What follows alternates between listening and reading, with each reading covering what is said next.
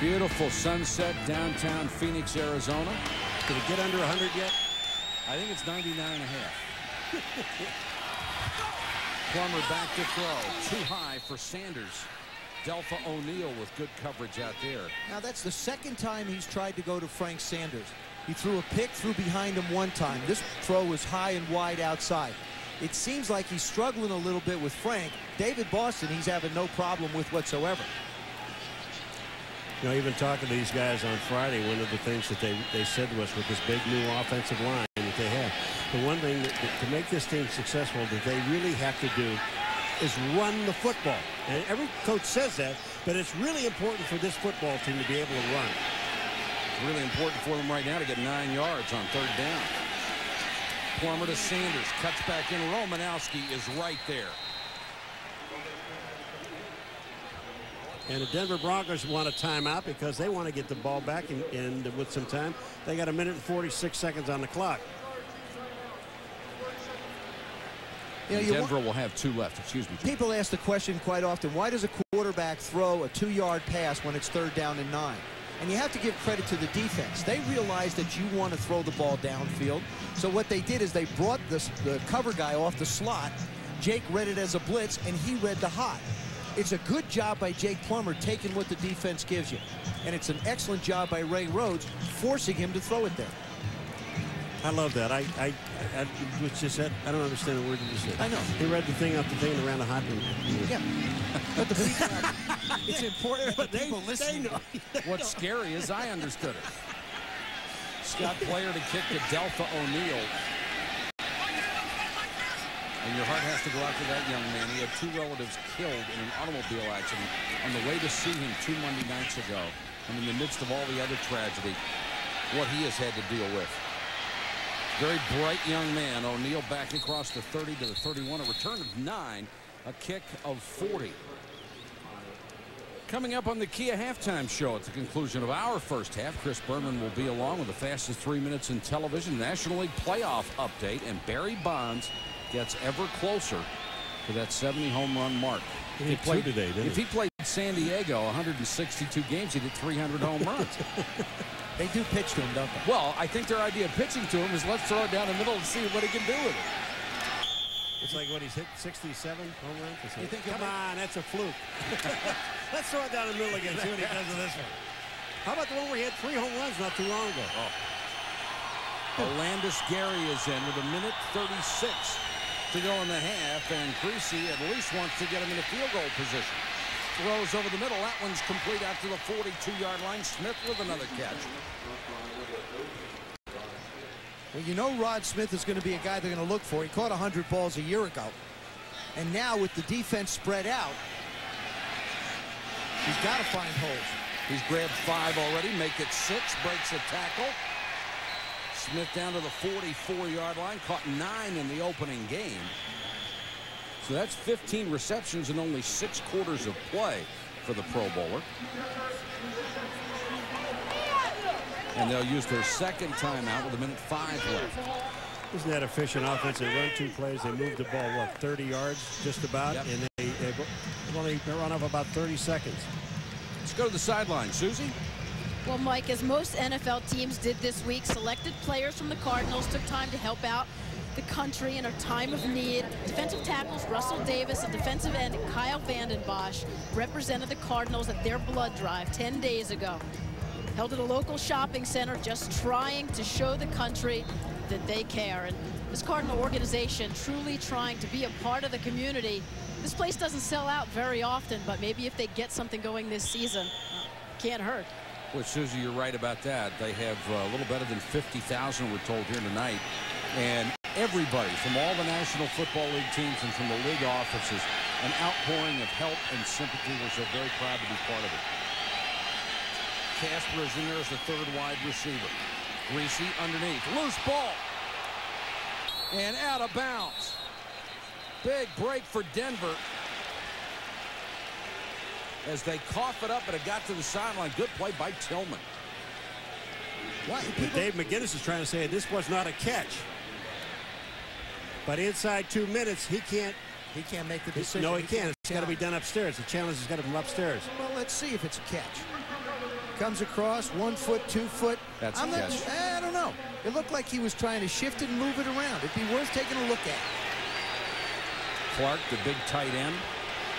But the thing about it is now, even though if it becomes a catch here with Rod Smith, I don't think he has that ball. all right, if they call it a catch, so Pat Tillman hits him, that ball cannot be fumbled forward, which it did about 5 yards. So they brought the ball back to the 39-yard line Ball, Paul. instead of the 34. I still don't think it was a catch. Well, they do. Well, maybe they don't. Thank you. Well, at least they're going to question. Now, I want people to understand something. Last play is going to be reviewed. They can't hear us. Now, Well, that's good for them. yeah, I know. The instant replay officials making a I decision. got to go home now.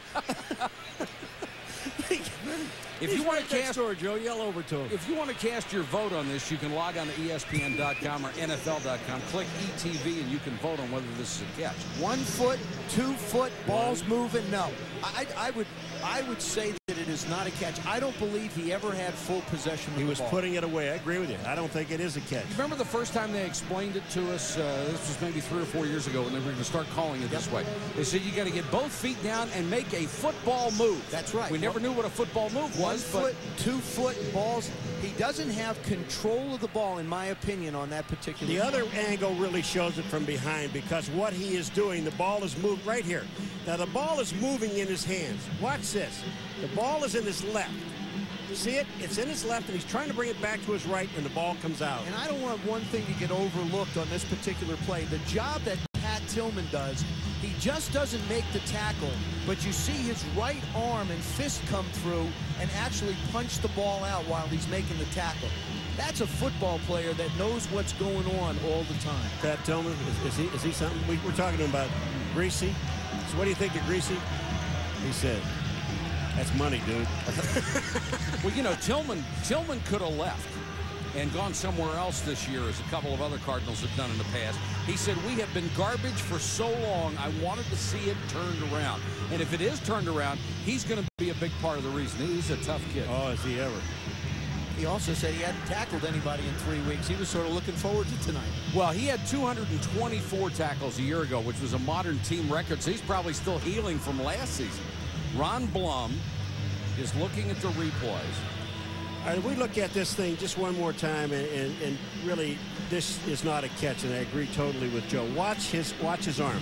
Now, he's moving the ball. It's in his left arm. Now he's trying to move it back to his right, and that's where Tillman comes in and knocks the ball out. He never had control of the football. Well, I got to tell you, this is sort of a scary moment for me, because I'm starting to agree with both of them. Oh, boy. No, it is time to go home. So that means it will be a catch. I also think it's a break for the Arizona Cardinals, because they've come out hyped up from an energy standpoint. Now they get a chance to catch their breath a little bit with a little bit of a break in the game. I think it's good for them defensively, because they've been on the field a lot this quarter. The replay review was to see whether it was actually a completed pass or not. There's not enough evidence to overchange the call. And they have to have conclusive evidence to reverse the call made on the field. How conclusive is that? Is that scary? Well, I don't know. Agree with us. No, I think they're right. There was not enough conclusive evidence, but it's a good job by the replay official upstairs to make the call. So here's what we have. 1:02 to go in the half. 2nd and 5 for Denver at the 39-yard line of Arizona. And Eddie Kinnison does not have a catch yet in this game. Of course, he's filling in for Ed McCaffrey. Greasy, the throw. Clark, the tight end again. The huge tight end within field goal range now, down at the 26. Anything inside 55 is within Elam's range. Clock ticking away. Greasy will run a play. Same exact play. Clark, same result, down to the 10. And now he's going to use the timeout. As long as they don't cover it, he'll just keep coming back to it. Boy, you know, and I know the plays are called in from the bench, Joe, but it just shows you smart play calling. They run, they throw the ball, to Desmond Clark on one side, then they come right back and throw it to him again. Why not? He's open. There's nobody covering him. I mean, that's just smart play calling. Well, what they want you to do if you're in a zone like most teams are at the end of a half, you drop your safeties back. Tight ends become a very big part of it. They have tight ends who can get down the field. And did you see the look on Dave McGinnis's face? He wants so desperately to go into the locker room at halftime with the lead so he can go in there and pump up his guys and tell them what they can do. Or even if you can hold them to a field goal. Even, you concede the fact that they're close, so maybe they get a shot at the field goal and you try and do it. Brian Griese, who started very slowly, only 5 out of 13, has hit all 5 passes on this drive. That is Elam waiting for an opportunity perhaps to kick his 4th field goal of the night. First and goal, the nose of the ball is just inside the 10. 38 seconds to go in the half. No timeouts left for the Broncos. Griese under pressure. Smith! Touchdown! What a throw, what a catch. You can't defend this. You just cannot defend this. He pumps it and then lets it go and puts it the only place that Rod Smith can make the play. There's nothing Corey Chavis could do. And it looks like they are out to go for 2, leading by 5. All the coaches have those cards that tell them you're up by this much, then do this. And pretty much they stick to it. It has gotten much quieter here in Tempe as Denver has come from behind. Griese with an empty backfield. Gary in motion. Griese, nice play fake, and easily for the 2 to Dwayne Carswell. There wasn't a soul within 15 yards. Griese had 2 choices, Carswell or himself. Well, he could have crawled it. Gary Kubiak is the offensive coordinator of the Denver Broncos. And he just did a masterful job of calling plays. Watch this little pump fake. Watch this catch by Rod Smith. This is why he's all-pro. He's moving to all-world status. Look at that. He caught the back end of the ball, then gained control, and shows the official that he has it. Corey Chavis taking an outside position. Now he tries to close. Thinks the ball is thrown up front. Not a chance. That's a magnificent catch. Look at that. Look at how he caught the end of the ball. Oh, my. Thank God for gloves. So Denver, a team that was dominated here by the emotion of the Arizona Cardinals, has come back from a 10-0 deficit to score 17 unanswered points. Marte Jenkins is deep to receive.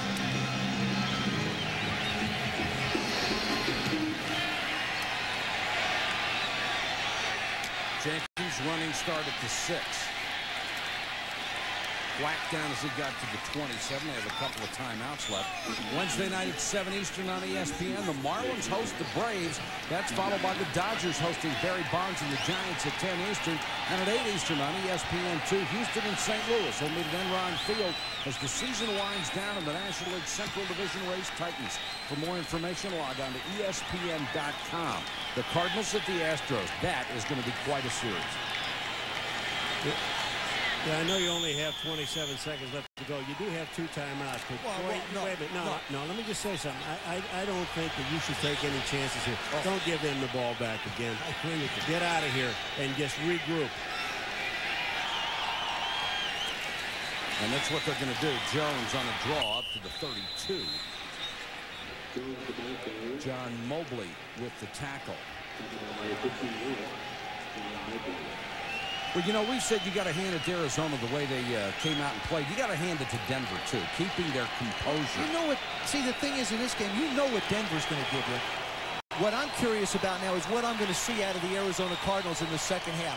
Will they be gassed? Because they've only played halves of preseason games. They're going into uncharted territory right now for this team. Let's get down to the sideline. Susie Calder.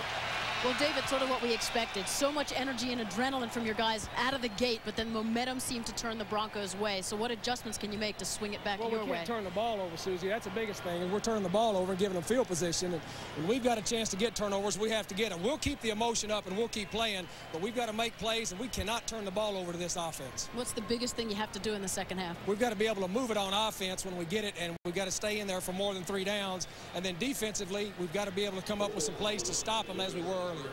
Thanks, Coach. Okay, Susie. All right, thanks, Susie. We've completed the first half here, Sun Devil Stadium. The score 17-10. Let's join Chris Berman for the Kia halftime show. Okay, Michael, thank you very much. A day in the National Football League unlike any other in the long history. Denver will start at its own 27. Anderson gets the call as the running back to start the half. Patrick Haight is the fullback. Really a tight end who they have moved to an H-back position. And they go right back to the way they played in the first half, and they go out. McKinnon gets his first catch, or Eddie Kennison gets his first catch. I'll get it right in a second. It was his second catch of the day. Great hands out of LSU, a guy who everywhere he goes turns out to be a productive player. And he's a guy that they're going to rely on. They know he can catch the football. What they want to see in an area that he's worked on is how does he block in the running game. Anderson. Nothing there as Vanden Bosch cracked down from his defensive end spot, then got some help.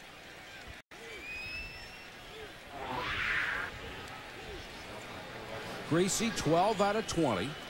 Sitting 60%, has the one touchdown. Anderson has been limited to 30 yards, and Smith with a big first half. 7 catches for 70 yards. The big 3 right now for the Denver Broncos. And a touchdown catch is going to make their highlight package. Absolutely. 3rd and 2. Only one wide receiver. And they'll give it to Anderson. And he doesn't get within 2 yards of it. Boy, this is a classic example of what the Arizona Cardinals really wanted to do on defense. And that's take guys and deal inside and keep moving down the holes. And you cannot pass off too many guys. And you have more guys coming. Take a look at these guys on the defense, the white shirts sliding down the line of scrimmage and making a stop. On the last 2 plays, Denver gained no yardage. They have played hard defensively. Ruin, who is averaging 53 yards a kick in this game, averaged 50 against the Giants, will kick to Arnold Jackson.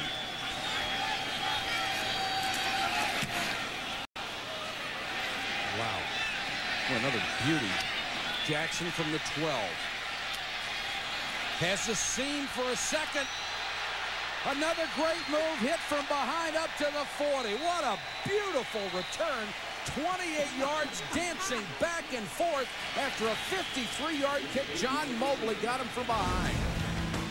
That was as spectacular a 28-yard return as you will ever see.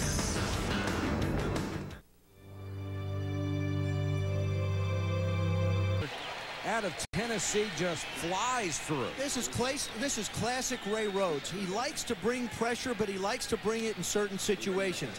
When you start to do something, he'll come after you. If you're backed up, he'll come after you.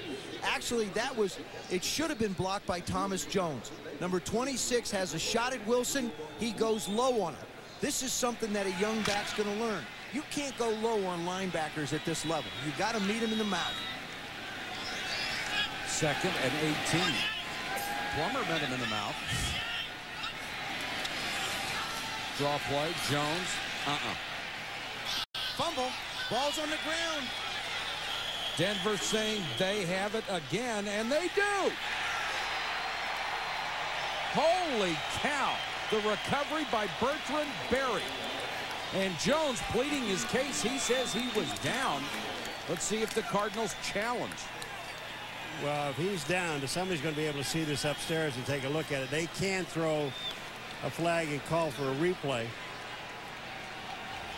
Another huge mistake from the Cardinals. You got to be convincing to the head coach. Were you down? Were you down? Tell me, were you down? Thomas Jones. I believe he's down. And now the Cardinals are going to change. It was tough to see from that angle. But Thomas Jones sold it to the coach, to Dave McGinnis. He sold it to Dave and said, hey, I was down. Now, you better be right, too. I would be. You lose a timeout if you're not.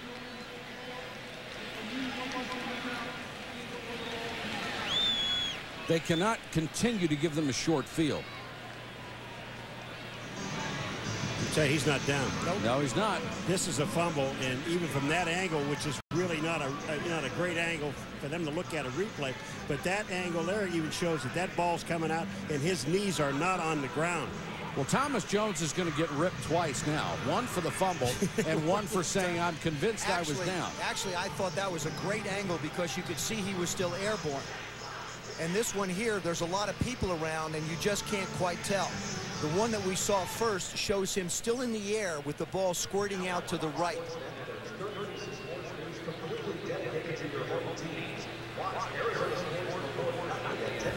There are tough looks everywhere when you look at this thing, but I'll tell you what, his knees have got to be down. One knee has to be down, and they weren't down. That ball is out.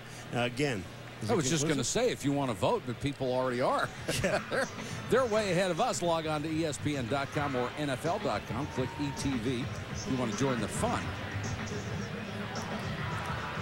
See the right side of the frame? I'll put a little circle on it. There it is. That's the ball right there. Now look at the ball and look at his knees. He's not. That ball is. The ball is already out. So I said the first one wasn't really that good. It really was. It was a good one. From behind, it just shows that his knees are not on the ground. And we've got the best camera guys in the business. We've got the best crew in the business. Sometimes you're just not going to get a perfect shot. Well, we're hearing from Denver. Look at it. Here it comes now. Look at this. Just watch to his right. You see the ball comes out now. The ball is out. His knees are not on the ground. But again, is that good enough for the guy upstairs? Well, it's certainly good enough because they have to have conclusive evidence to overturn it. And they ruled on the field that it was a fumble. It looked like Kavika Pittman, number 95, was the one who came in from the side and knocked it loose.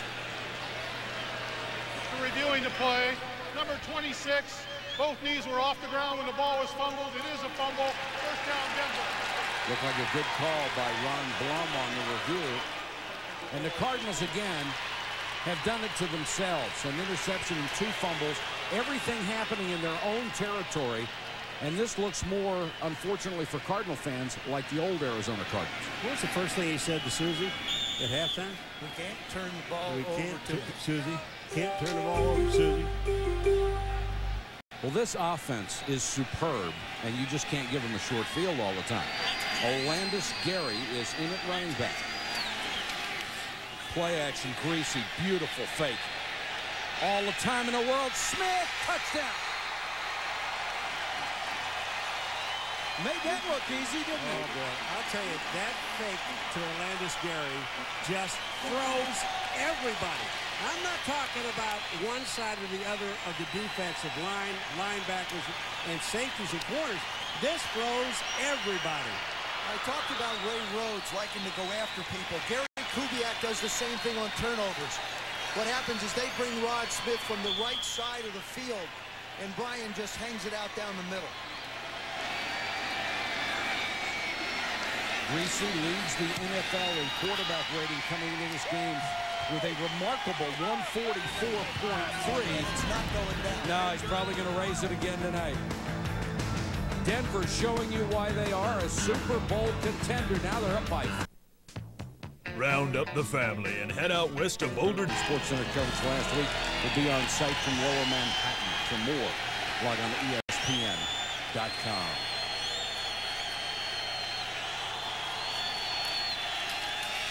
Olandis Gary can't get outside, and Vanden Bosch will lead the gang that makes a tackle. Nice hard run by Gary. Let's go to the sideline.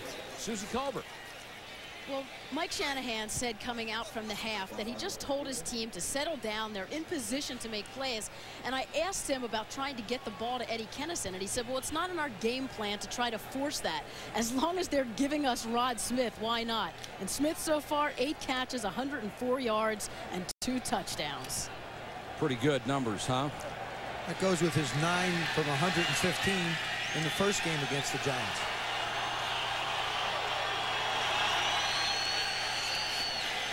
Gary on the toss. Beautifully designed play with a lot of room. And Olandis Gary up to the 26. Matt Lepsis, the right tackle, got out through him. A big block. Gain of 11.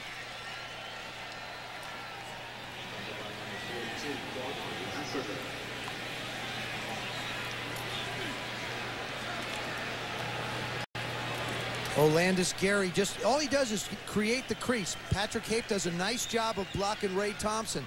They seal the corner. We talk about this offensive line zone blocking, but because they're not so large, they run very well.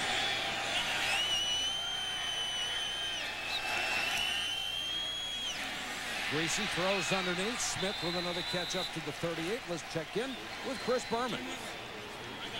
Michael, I think the Indianapolis Colts this year are going to be the Rams. Not that they couldn't put up points and numbers before, but Peyton Manning threw for 4 touchdowns, ran for 1 against Buffalo, throwing for 421 yards. This one, a 60-yarder to Jerome Payton. 2 games, Colts 2 division wins, 87 points. Well, Peyton Manning is something else, isn't he, Chris? 14 out of 22 for Greasy. He's hit his last 9 throws. Gary this time can't get away from Jabari Issa, number 72. You know, one thing that impresses you about Greasy, and there are a lot of things that impress you about that young man, is that football is not the only thing in his life. There's so many other things he likes to do. He wants to work with people eventually when his football career is over. And he almost didn't get into the pros. I mean, he played 1 year at Michigan and had to be talked into coming back to play that one before he got drafted. We'll fill you a little more on Brian Greasy in just a moment.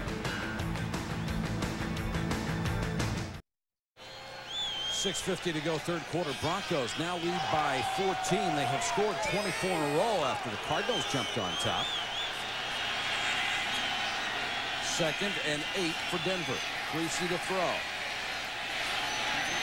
A strike to Carswell. McKinnon chases him out of bounds, but in Cardinal territory. You wonder, how do you make up for an Ed McCaffrey? How do you find so many catches? He had 101 last year. Who gets the ball? The tight end, Dwayne Carswell. He had three TDs last year, had 1 catch just the first week for 25 yards, but he's the guy who can get down the field. Desmond Clark, the other tight end. Both of them have the ability to pick up lots of yards against linebackers. Brian Greasy, of course, the son of Bob Greasy, the Hall of Famer, who played for 14 years. And with 1 stroke of the pen, Brian Greasy made more money in his signing bonus for his new contract than his Hall of Fame father made in his entire career. Way to go, Brian.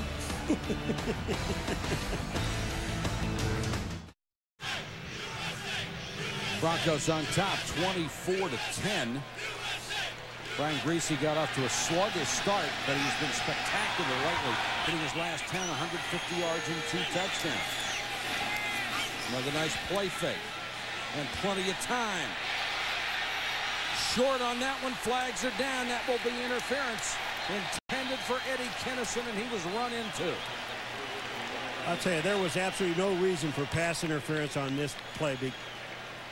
Tillman and Lassiter were back there. Well, Kwame Lassiter had this thing eyeball all the way. Just take a look. There is really no reason for pass interference. Tillman hits him there, but look at Lassiter. Lassiter was in a position, you'll see him on the left-hand side, to make the interception. Yeah, he sure was. See, the thing about Pat Tillman, he's the strong safety. Tom Knight, number 24, the corner gets beat so bad. Tillman's trying to make up for it. He has no idea where the ball is, and all he's trying to do is play the receiver. Well, you know what he said about Greasy? Money, dude. He's money, dude. This will make it a 1st and goal from the 2.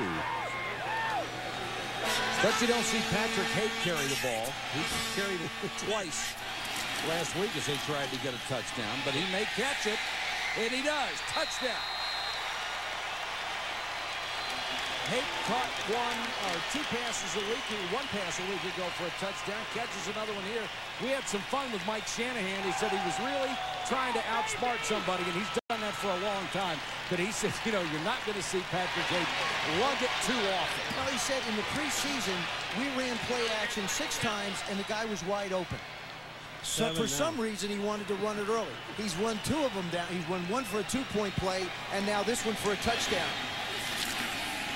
One of the great things about Shanahan, there's so many of them, he is such a brilliant coach, but you can have fun with him. You can yank his chain a little bit.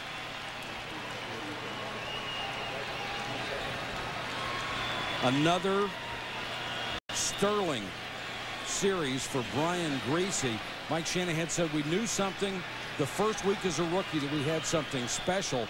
But how did Brian Greasy feel about being a rookie? Would he succeed? That first training camp when I was in Denver and I watched John Elway play, and I was amazed at you know, the physical ability that he had. And I told myself, you know, I don't have that ability, but I can do it mentally. And I can do it different ways, leading people. And I began to understand that I could play in this league. You know, Michael, the one thing that Mike Shanahan said about him is when he first came to camp, the very first week, he looked at Gary Kubiak after he went up under center and he said, this guy is going to play for us for a long time.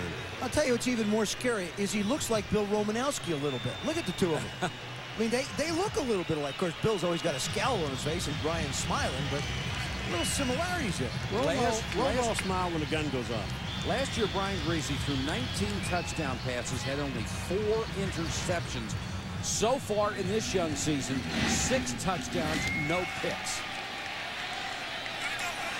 Marte Jenkins will let this one go out of the end zone. The Cardinals, who are now down by 3 big scores, will have to start from the 20. Susie, what do you have? You know what Griese has done is extraordinary, because how many times are you going to follow in your dad's footsteps and be successful? But he says it's not mostly football that he learned from his dad, but how to be a man. Of course, the family lost mom and wife Judy when Brian was very young, and Bob had to learn how to be a father, and they all learned together that the most important thing was family, friends, and giving back, which, as you said earlier, is what Brian wants to do. Very special young man who has a brilliant career ahead of him. Plummer now, he says this is the tough part. When you're down like this, intended for Makovicka, incomplete. Give you a chance to take a look at Brian Griese's efficiency, just how well he has done. This is the first touchdown pass, little quick pump, great catch by Rod Smith. Now he rolls out to the right, Rod Smith wide open one more time. And this latest little play fake, Patrick Hague, we're not going to let you run it, we'll just let you catch it and go in the end zone. Steve Berline sitting with him there, looking at the pictures. Plummer back to the air and should have a first down out of this one to Sanders. Delta O'Neal made the stop. He was all over him. Good grab by Sanders. I saw Jake Plummer's stats, 61 interceptions when he's behind. I don't necessarily feel like that has to be an excuse for throwing interceptions. You can get behind in games, but you still have to be smart with the football. The other thing he said I think is important, he tried to do too much. I'm curious to see how Jake manages this part of the game now. Just do what Coach Olsen wants you to do. Plummer short set and throws a strike to Boston. The big guy loose in the secondary to the 45. Now there was the one thing about Jake Plummer I love. He comes out and he'll make a great throw like this, or a good throw. This is perfect timing for Boston so he can get the ball on the run. Oh, he's laughing. But then he makes just mistakes where he throws the ball in the wrong place. Look at this where he hits Boston right in the stomach. Boston's on a dead run. Have you guys looked at the arms on David Boston? Enormous. What? Their thighs. He's got the biggest arms I've ever seen. He's 227-pound wide receiver. Look at it. Got some guns, definitely. Oh, boy, does he. Rob Moore with a bad hamstring, not playing tonight. This is quite a receiving core when everybody's healthy. Plummer again, Boston. Delta O'Neal, nice tackle. Back to Susie for more on David Boston. Well, earlier in the game, I had mentioned that last year he was mostly known for taunting. Well, talk about embarrassing. His father, Byron, is a line judge in the NFL, and his son's antics wound up on an NFL training tape used to show players what behavior is unacceptable. But as I also mentioned, David Boston doesn't do that anymore. He's really mature. I think they maybe had a father-son chat over that one. Cardinals at midfield. Jones went in motion. Here comes the blitz. They pick it up. Plummer throwing for Boston. Some contact down there with Denard Walker. No flag. Walker, the free agent from Tennessee, who was really upset that the Titans did not make him any kind of a contract offer to stay. And Denver very happy to get him in a corner after they lost Buckley, Crockett, and Carter. Of course, Denard Walker, the most picks he's had in his 5-year career have been 2 in 1 year. He's already got a leg up in the second game of the season. He has 1 already. You know how to make a guy feel good. Wow. And these corners will have a chance to make plays. He's going to get his opportunities because the Broncos are going to make people throw to try and put points on the board against them. 4 wide receivers, including the rookie Arnold Jackson, number 84, the NCAA's all-time career pass leader. Behind Sanders as they came with the blitz, and Plummer couldn't get it in the right spot. Boy, did he get nailed. And that was 4th down. That is 4th down. Ian Gold, Michael, came off the corner, and nobody, Ian Gold is number 52, great special team player, but watch this. Nobody even touches him, and bam.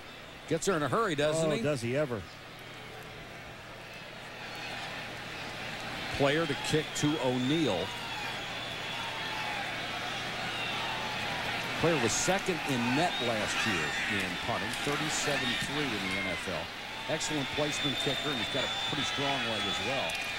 O'Neal will let this one go, and they try to down it at the goal line and can't. Punt of 50 yards.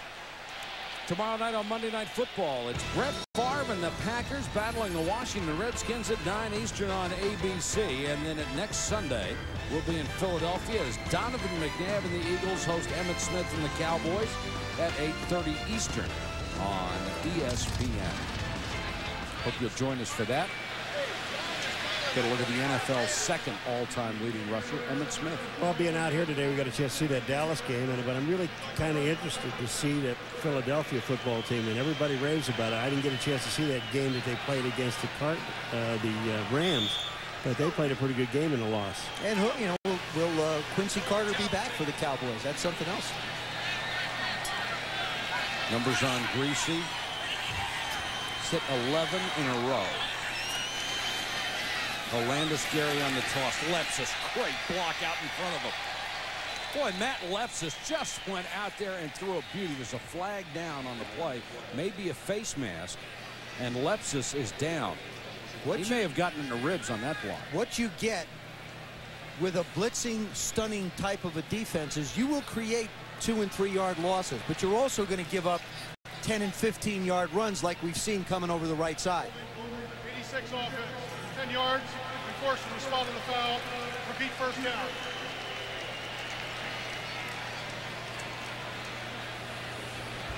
Dan Neal, I believe, called for holding, or is it Hape? Patrick Hape, 86.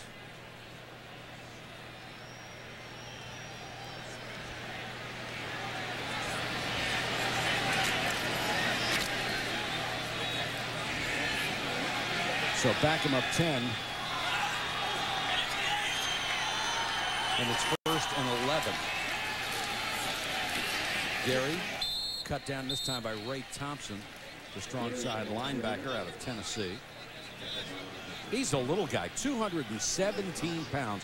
There aren't many linebackers in the NFL anymore. There weren't many 5 years ago who were only 217. He plays a strong side. The thing about it, though, is it seems like they're very specific in their choices. This is a strong side linebacker who can come around the corner. Defensive ends are smaller now. 2nd and 9. Denver just taking its time. They're up by 21.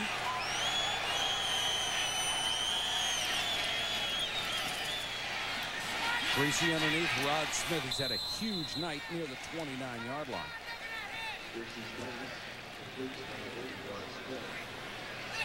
Looks like he's just sitting back in a rocking chair right now, just firing them out there. And Smith has caught 10 for 123. Give him 19 catches in 2 games.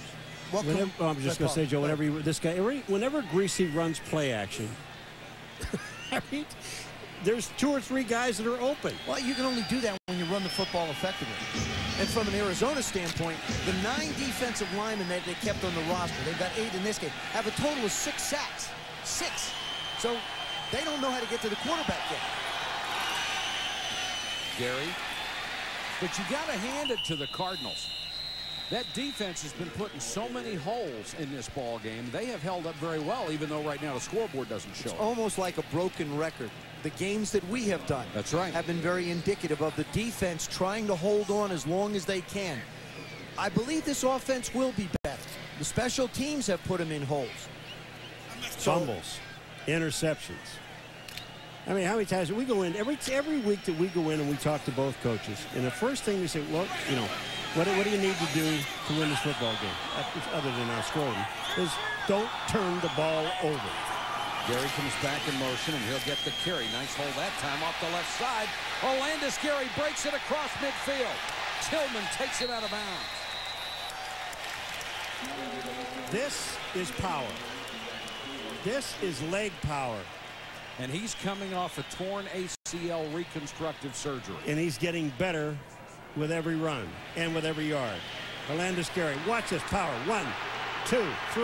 Yeah, but he ran right through Rob Fredrickson, number 59, at about 3-yard gains. And the one thing that Dave McGinnis stressed again, besides not turning the ball over, is we have to tackle. We must tackle these backs. Well, you get the feeling that Cardinal defense is starting to get a little tired, and then they turn it over to guys like Anderson and Gary and run it right down your throat. And this is going to end the third quarter. Denver with quite a comeback. They were down 10-0. They have scored the last 31 points of this ball game behind the arm of Brian Griese. We'll be back to the desert in Tempe after this. Am I close? Nope. Craig Morton. Nope. Griese short set to Smith, flanker screen. Just keep calling that number, and 80 comes up big. Kyle Vandenbosch Nope. peeled back to get it. All right, you ready? I'll give it to you. 20 straight. 20 straight. 1994. Well, can I guess? Yeah. Hugh Millen. Oh, Michael, you're so good. No, he saw the paper. No, Yes, he didn't. yes, I did. Hey, I've been with him a little longer than you have. I Griese know. now has what? 13. Oh, boy. Yeah, I was not going to get Hugh Millen. No, neither was Joe. Wouldn't have worked. That wasn't fair, Right Joe. there. It was right on the tip of my tongue. 1st and 10. Griese 14 in a row. Smith again. First down inside the 20. There's a marker down. This is just pitch and catch right here. This one becomes pitch, catch, and grab.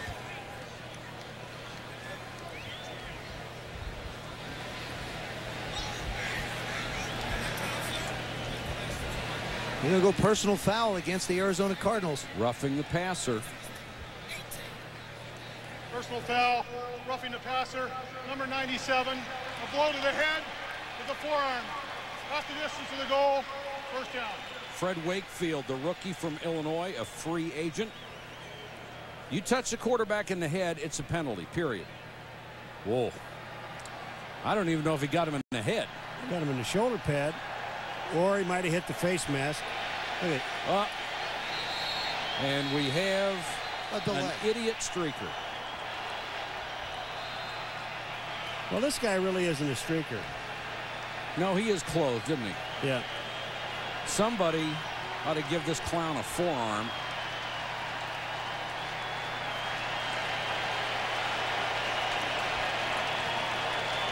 Remember now, Brian Griese was 5 for 13.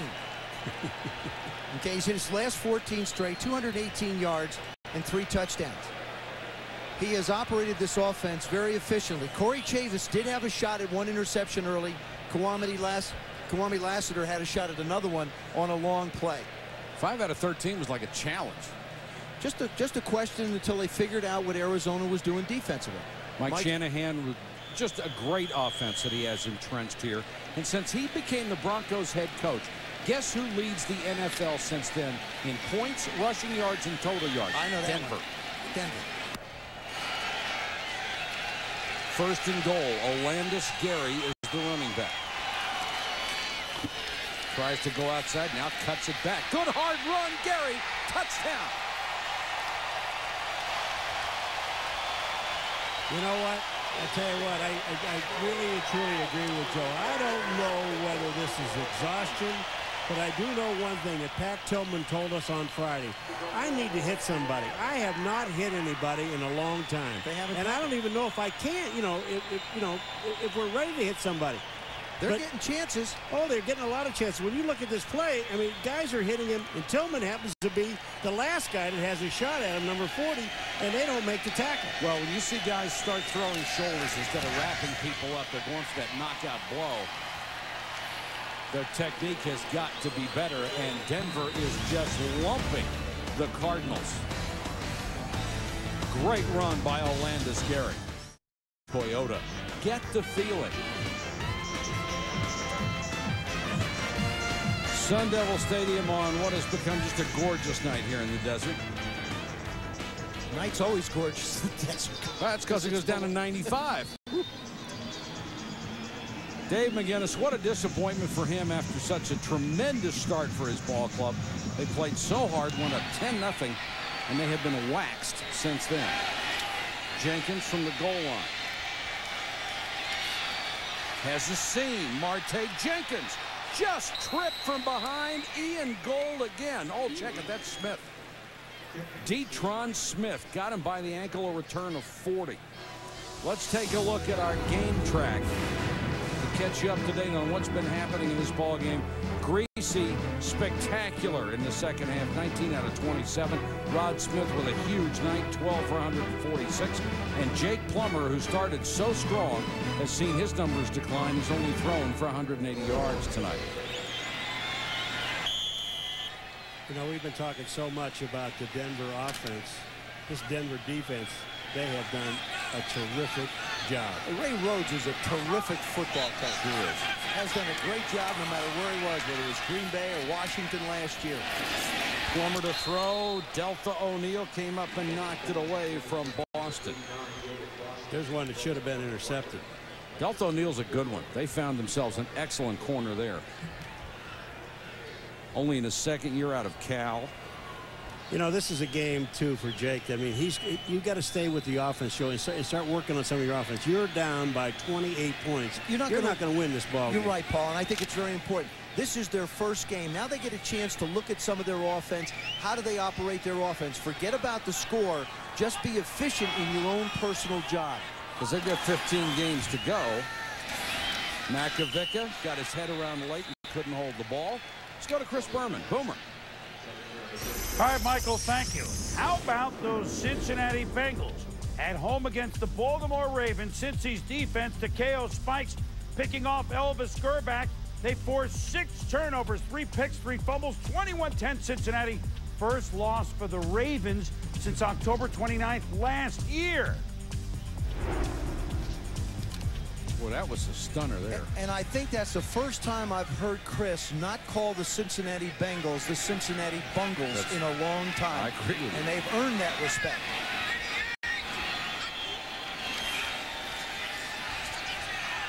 Plummer sits in the pocket and throws behind Marte Jenkins. And now a crowd of more than 50,000 getting a little uncomfortable with what they're watching. Oh, they're comfortable now. They're leaving. They're up and exercising their legs. You go find someplace that has air conditioning. Cardinals 3 and out again, and player will have to kick to O'Neal. Did Scott take your helmet, Joe, and repaint it with that single face part? They won't. Only kickers can wear that now. They wouldn't. I don't know why they won't let quarterbacks wear them. I'm sure there's some guys in the league today that would love to wear a single ball. Name one. Yeah, in Canada. And this is the way you cover kicks, down to the 2-yard line. A punt of 59 yards. David Barrett down to tap it dead at the 2. 12:59 to go in the ball game. After the game at Sports Center, Dan Patrick and Rich Eisen will bring you all the day's highlights and news. Chris will be along with the week that was, our NFL Blitz, and the Sunday conversation with Bobby Valentine, who really has the Mets making a late season run. There's a flag down on this play as Mike Anderson checked into the ball game to carry it at tailback. You know, Dave McGinnis, as we said earlier, has to be terribly disappointed by the way this game has gone. But here's a guy who believes in players who give everything they have. They may not be the most talented people right now. It's a very young team, but he wants them out there giving 100% all the time, and he's getting it from them. 2nd and 5 for Denver. Greasy out in the flat. Smith taken out of bounds. When they beat the Bears in a preseason game, they had to come from behind to do it. And here's what Dave McGinnis had to say to his club in the locker room. We will never, ever, ever quit. That was 4th and 20. It might as well have been 4th and 1, man, in our minds. You never quit. You never quit. You never quit. And that's why I love being the head coach of this football team. Great job, man. He can take every part of that except the great job, and I think apply it to his football team. His football team will not quit. This is their first game. We saw a lot of teams struggle early in their first games a few weeks ago, and now this is a game from which they have to build. If they eliminate the mistakes, they can play toe-to-toe with anybody, I believe. But they can't keep giving opportunities to people. The one thing he said to us about his football team is he's going to have people that won't quit, like this guy, Tillman, that you just saw, number 40. He just said that I'm responsible for the players I put in front of the other players. If I have a bad guy on this team, I've got to get rid of him because I can't ask the rest of the players on this team to accept him. And that means I accept him, and I won't do that. I think that's a great way to approach this. Greasy Smith, again, his 14th catch of the night, and that is a team record for the Denver Broncos. Smith and Greasy have just been sensational in the second half. Number 16 for Greasy. 14 for Smith, 16 in a row for Greasy. It's the same pass they've thrown probably 6 times. It's a little quick turn by Rod Smith. Just give him a chance to face up on the backers and then take off and run. Well, there's a guy with such great speed. You have to respect that. You lay off. They throw little passes underneath. They just wanted to get him the record. Now they take him out of the game. Already missing Eddie McCaffrey, who was hurt in the opener. Anderson back in. He'll get a couple.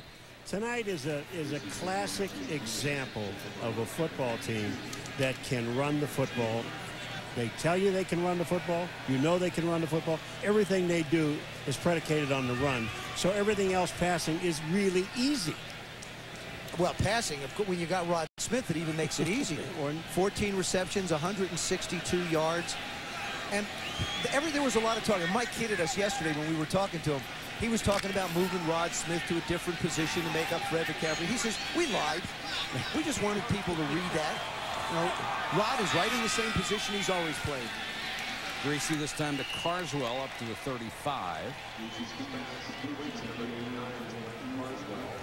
Brian Greasy is still in this football game because this isn't college football where you take your guy out and get your underclassmen a chance to play. He's the starting quarterback of this football team, and probably when we get down to the 5-minute mark, he might make a change and go to Gus Frerotte. That would be my guess. One of the things that's interesting about this ball club is they've got Greasy as the starter, Gus Frerotte, Jarius Jackson, and Steve Berline, who's been hurt. They've still got him on the roster in the hopes that he will get healthy enough to come back. Well, there was a great debate of whether Steve Berline or Gus Frerotte would be the backup quarterback to this football team. They brought Berline in.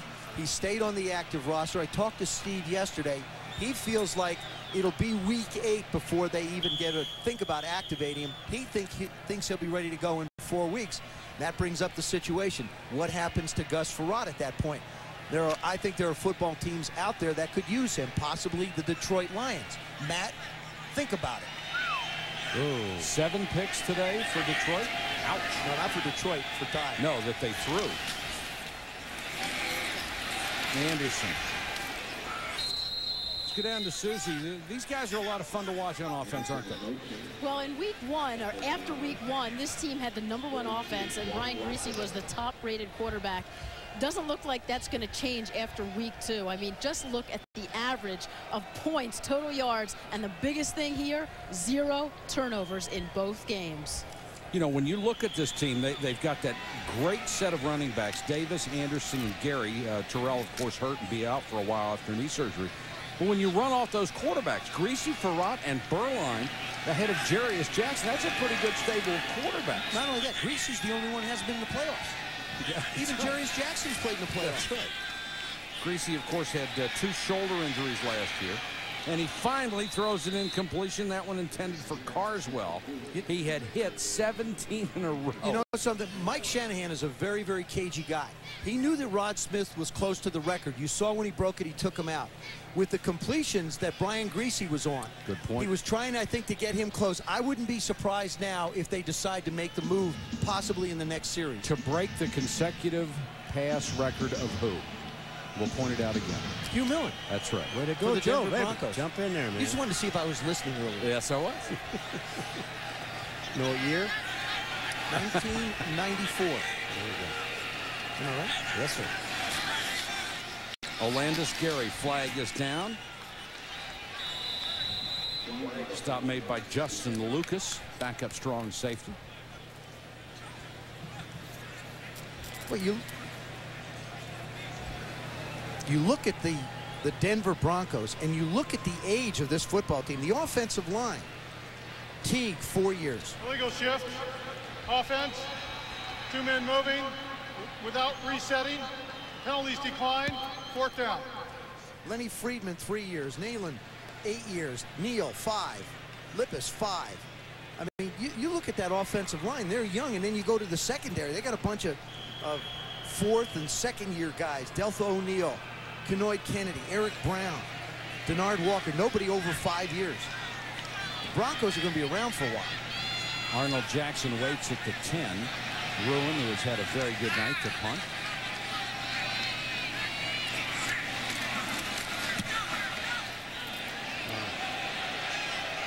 Beautiful kick, but it will bounce into the end zone. They'll take it back to the 20. I want to see what he can do at sea level. Isn't this close? 57-yard punt. That offensive line has been spectacular again. Log on to NFL.com for expert analysis and insight, as well as all the day's stats, the scores and stories. And for the deepest coverage anywhere, log on to ESPN.com, keyword NFL. You get all the scores, analysis, and breaking news from today's action. You can't go anywhere without seeing signs of American flags, and that's just great. Sanders makes the catch. Michael, in Arizona, in their first 2 drives for scores. And that was their first 2 possessions, okay? Their last 9 possessions, they haven't gotten closer than Denver's 48-yard line. Well, the turnovers have really played a huge part in that. 76 yards since the first 17 plays. That's in 8 drives. They haven't had the ball much. I mean, you know, they've had the ball 41 plays. That's it. Jones. Nice cutback. Another nice cutback. And Jones up to the 49-yard line, where Deltha O'Neal chases him down. What's 21? He now has 65 yards on the night. What you saw at the end of that run is something that Thomas Jones is going to have to work himself out of. He was heading towards the right sideline. Instead, he tried to stop and juke somebody, and he got caught from behind. He just has to make the one cut and go, even if you are 15 yards downfield. Plummer goes to the shotgun. Here comes the blitz. Jake unloads and almost intercepted and then caught by Marte Jenkins. Deltha O'Neal had it right through his arms. Deltha O'Neal looked like he was running for a touchdown. He was. And forgot one thing. Yeah, he forgot the ball. Deltha, they were in perfect position. And look at this. Boom, the ball comes back out. Marte says, thank you very much. I'm going this way. I mean, that was really a neat play to watch. Well, it looked like a handoff. Was it like a defensive back? Yeah.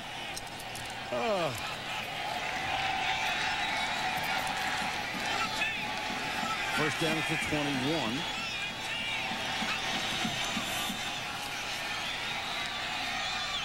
Plummer rifles this one and almost picked again.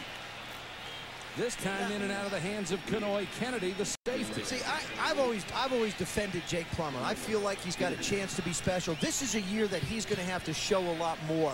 And what he did right there is not an excuse for being behind in a football game. You're down 28 points. You're not going to win this thing. You can't make this throw. The safety is sitting right there. Kenoid Kennedy is right there. You've got to see him. I don't buy into this. I throw more interceptions because we're behind. You still have to know what you're doing with the football.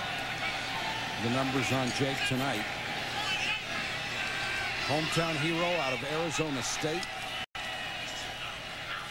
Pump fake now under pressure, and Trevor Price was right there for his 2nd sack of the year. You also have to know one other thing: when to get out of there. Well, no, I mean, it's collapsing on you, man. Right. You got to be able to feel that. You got to get out of there. No, I don't.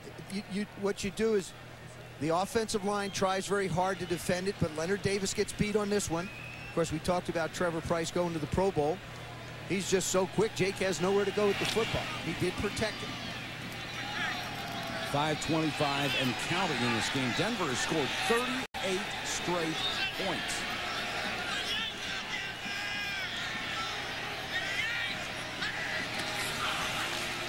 Plummer under pressure, throws over the middle, incomplete. Hardy got a hand on it but couldn't hold it. Now 4th and 13. Obviously they will go for it. I'd look somehow, way, shape, or form to get the ball in the hands of David Boston again.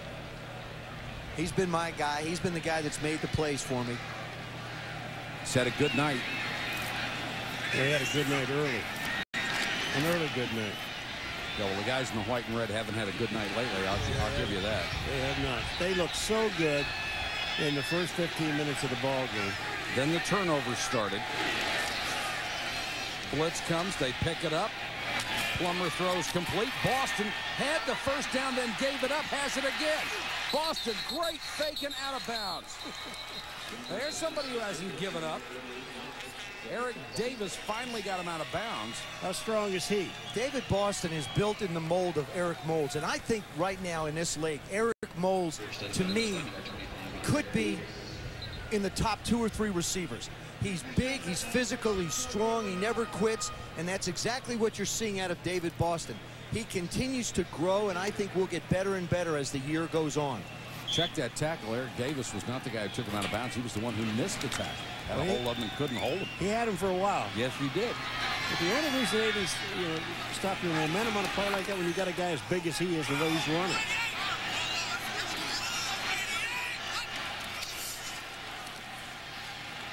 Plummer, touchdown. Hardy, the tight end, takes Plummer's pass, and the Cardinals have scored for the first time since they led 10-0. Now I like that. Other than the throw he made that almost got picked off by Kennedy, Jake did a nice job on that series. They go to a little bunch package to the right, bunch meaning 3 receivers in real close. The tight end winds up getting in the end zone. Touchdown.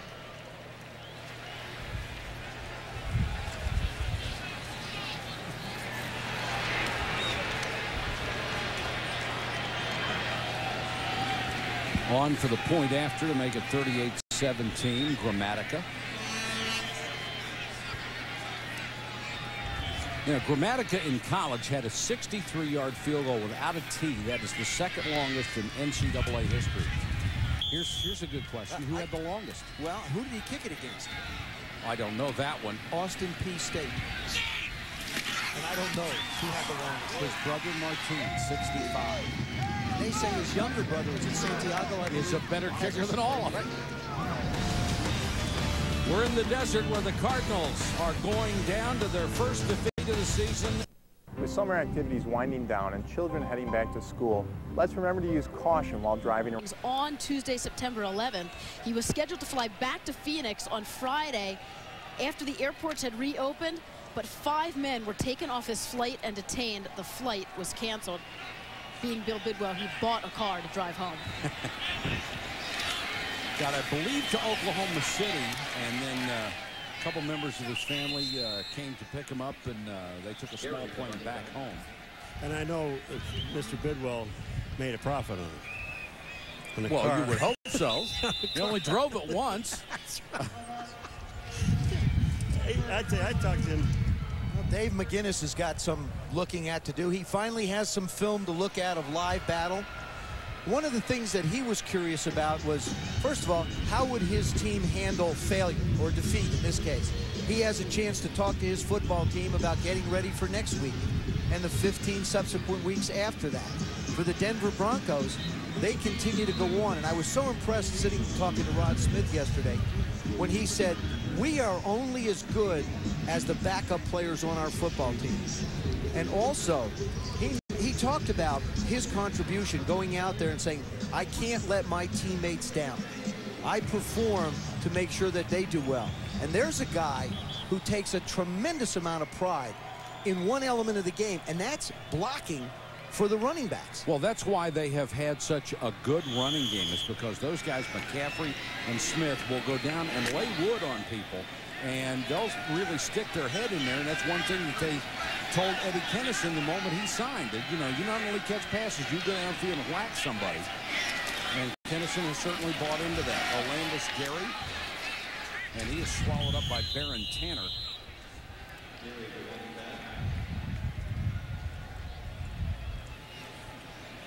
Rod Smith, first 2 ball games this year, 23 catches, 277 yards. Only Andre Rison had as many receptions and yards in his first 2 games. Boy. That is a season for some wide receivers. It sure is. But, you know, when we talked to Arizona on Friday about what they were going to do defensively against this guy with McCaffrey out, they said, well, most of the time we're going to try to double him somewhere along the line. Now, they didn't do that. Well, they couldn't, because look at the formation that the Denver Broncos had used. Mike Anderson inside the 15. The Denver Broncos spread out their tight ends and wide receivers, and they give the ball to the running back in motion. They don't allow you to double cover. That's why Mike Shanahan is so good. You want to do something, he won't set it up so you can. We've reached the 2-minute warning in the desert. Back after this.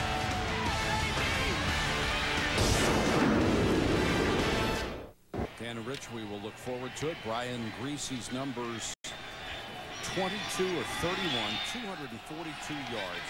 Hit 17 of his last 18, and Gus Frerotte has checked in at quarterback. Sneak on 4th down. His first call is a sneak.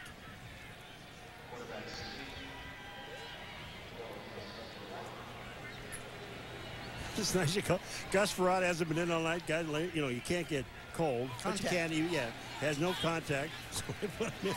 It's up 4th and inches, and they have him carry the ball. They call it in from the sideline. So you sure about that? Well, if they measure this and it is a first down, what he's going to do is he's going to kneel down 3 more times. Well, how about this? Rushing yardage for the quarterback. Frerotte 1 yard. Greasy 0.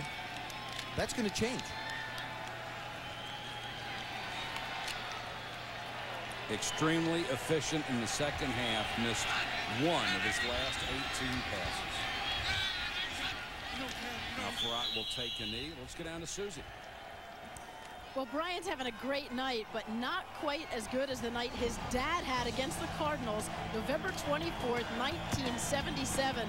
6 TD passes. Now, of course, we know that Bob Greasy was inducted into the Hall of Fame in 1990 with 192. So Brian still has a long way to go, but they both made the Cardinals look pretty bad. Well, they had some good company in that regard, Susie. People, at least since they moved to the desert, there have been a lot of people who made them look bad, but that is quite a dynasty going there. And Mike Shanahan took a lot of heat when he made Brian Greasy his starting quarterback. Looks like Shanahan a little smarter than his critics again, huh? Well, I asked him, I said, when you did it, you really took a lot of heat. You know, was he crazy starting Brian Greasy and what's going on? And I said, are any of these people come back and say, okay, you know, we're sorry we made a mistake? He said, a couple, but not all. I just like the way that Brian throws the football from a percentage standpoint. He's very accurate, and I think you have to be. In today's game, with the rules set up the way they are, if you're an accurate passer, you should be at 60–65%. Now, he doesn't have, you know, a John Elway kind of arm. There are very few around that do, but his arm is certainly good enough. Very impressive performance by Denver, weathering all the emotion and coming back, don't you think? Oh, I think so. You know, they were always questioning whether being off that long and you know, the emotions, everything, how good are they going to be? They're good. Final score, big win for the Broncos, 38-17. SportsCenter is next. For our entire ESPN crew, this is Mike Patrick saying goodnight from Sun Devil Stadium in Phoenix. This has been a presentation of ESPN, the worldwide leader in sports.